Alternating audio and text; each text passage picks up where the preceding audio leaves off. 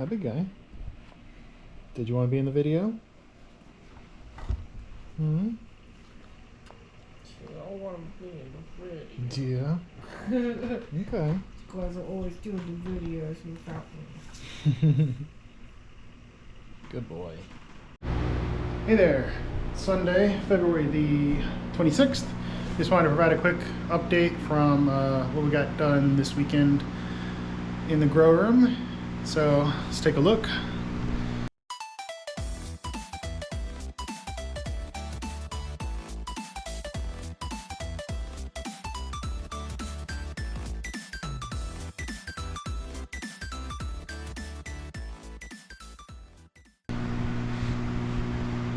So I added, I forgot that this tower garden, I had a set of lights. So I went ahead and installed those yesterday. That should help get a lot more light down to some of the lower plants. And then I downloaded an app and was testing on my phone to try and measure the proper PPFD measurements for the amount of light at the plants. So I noticed that like the peppers, you know, and the amount of light that they weren't getting that. So I had another LED grow light and I just suspended that from the top so that the peppers can get some more light. Same, I had another light down there, so another fluorescent light, and I've just got that laying across the cage so that the beans can get some light. So I do need to trellis up those beans a bit so that they have some proper support. But at least for now on some of those plants, they'll get some more light and do some better. We'll probably then end up rotating this tower around a little bit just so that it can get some light.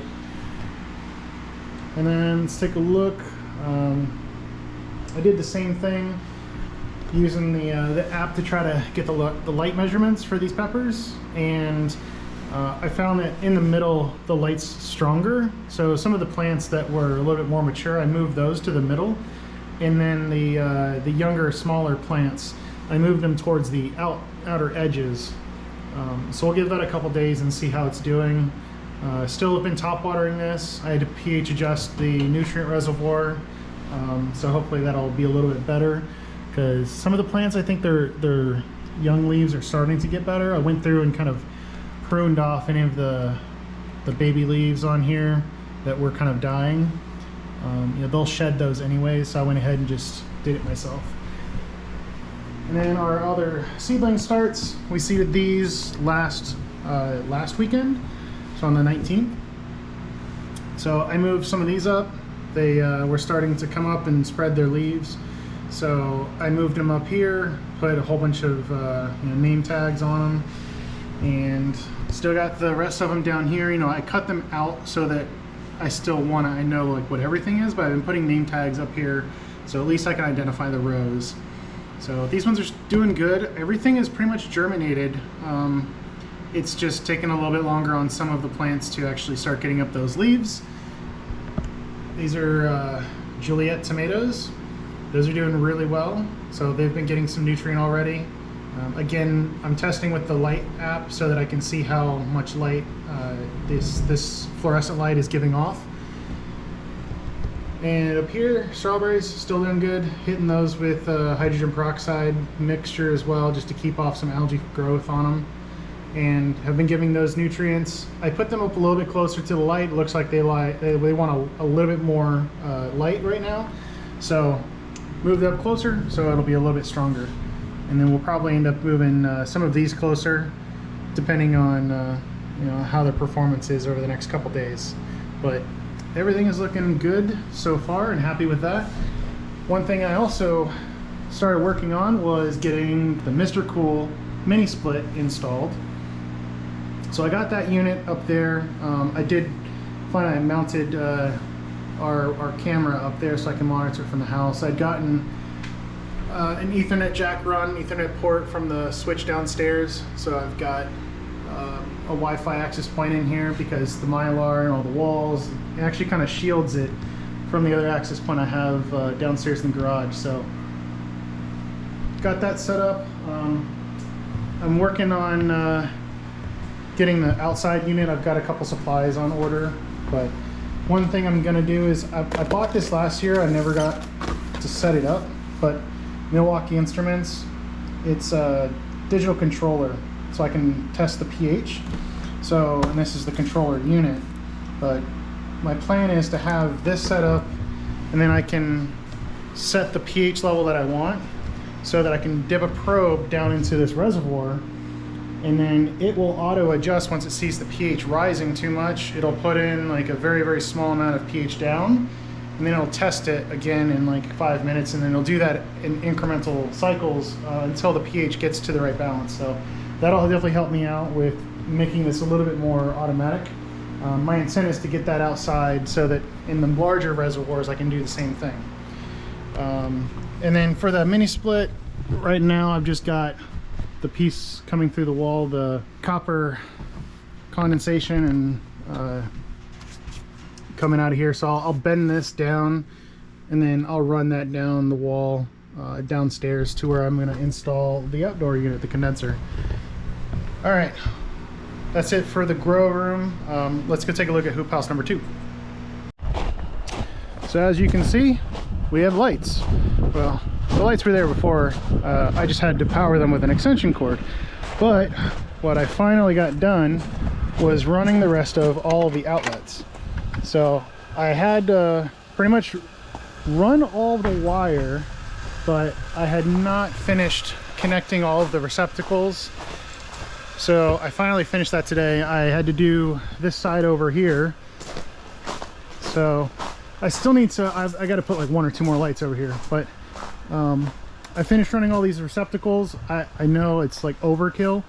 I have receptacle like too many. I can't even count how many. There's probably like 25 in total in here.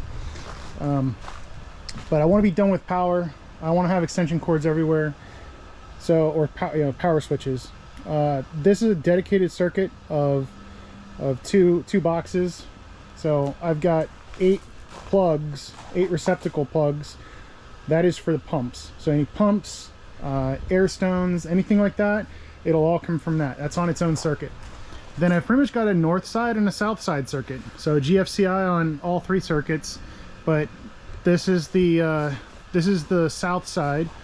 So I've got my temperature controller here. So this is my thermostat. That's for the fan. So I can set my thermostat to 80 degrees, and when it gets hotter than that, it's going to kick on that fan. I've got the top outlet up there. That top outlet is controlled by it. The other one's just on all the time. So I could run some other fans maybe, or something, like hook that up, and those will just be on all the time. So I got that done. Yeah, super excited to get this done. That way I have a power switch, light switch, right? So I can hit this light switch and it'll turn my lights off. Before I just had them on an extension cord.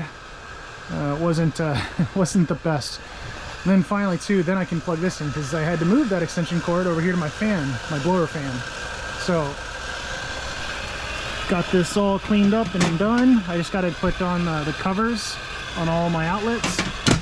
I've got nice outdoor water resistant shielded outlet covers.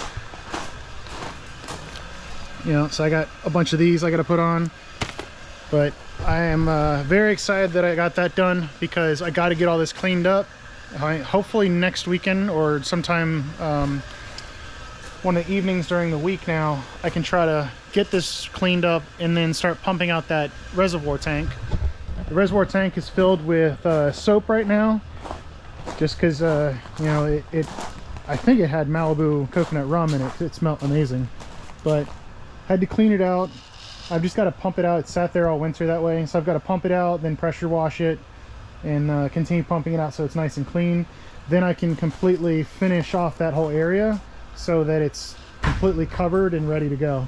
Then I can work on plumbing up and getting my layout done. I want to get that done in the next couple weeks, so we'll see if I can actually hold true to that statement and get it done in the next couple weeks. But before you know it, it was up to the mid-50s today, so before you know it, it's going to be springtime and we're going to have to get those plants out. So that's it for hoop 2.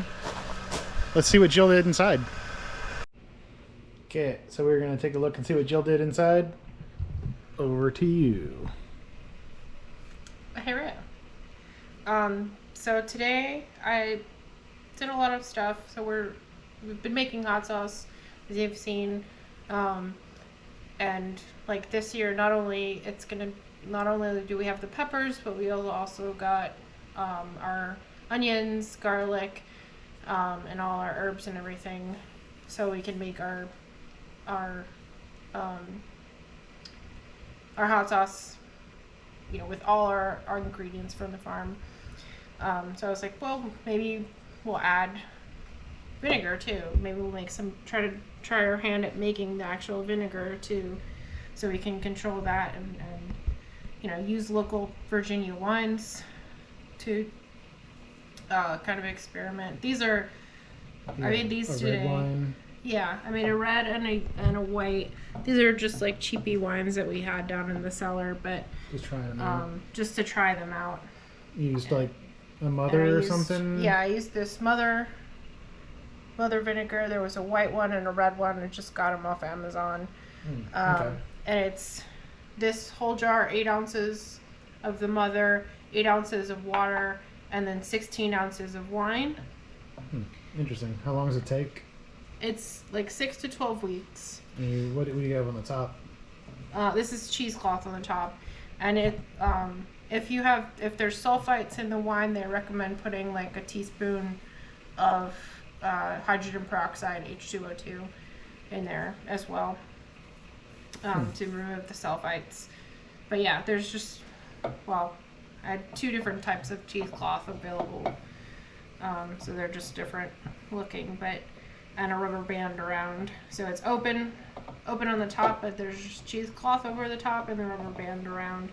And I'm trying different jars, different types of jars. This one has a spigot, so that like we can leave that mother culture in there and remove some of the vinegar as it comes to taste. Yeah, like as it, So you can just kind of replenish good. it or something? Yeah, and we can kind of replenish it with other wines, so we can keep that going. That's cool. And then I did just a regular jar for the white, just kind of experimenting, seeing what works. Nice. What else did you do? I've also been, we've been drying a lot of our peppers, so I've been infusing. Herbs. Yeah, I'm infusing some oils with peppers and herbs from the garden. Nice. And then we started growing stevia as well. Yeah, the stevia. You've seen that on the top of the, taking over the top of the tower gardens. Yeah, there was a whole lot of it, way more than this. But I ground some down to use as a powder. And then I also made a tincture of stevia. You just cook that on the stove? Well, yeah. So for 2 days, 48 hours, put it in a jar, put the raw herb in a jar with some vodka and just let it sit. And then after 2 days, after 48 hours, throw it on the stove, let it kind of thicken up to kind of a syrup consistency, like a simple syrup consistency. And then you got a dropper there so you can drop it into your tea or whatever. Yeah. Nice. That's cool. So it's very sweet. Yeah, I had some this morning in my tea. Yeah. It's very sweet, so be careful of how much you use of it, but that's kind of what we've been up to. Cool. It's a lot going on. Yeah, I think you did the stevia, midweek you had it kind of steeping in the jar, right? And then yesterday you cooked it down and put it into the bottles and stuff, and then did the oil, and today did some of the vinegar stuff. So nice busy weekend. Yep. Cool. More next weekend.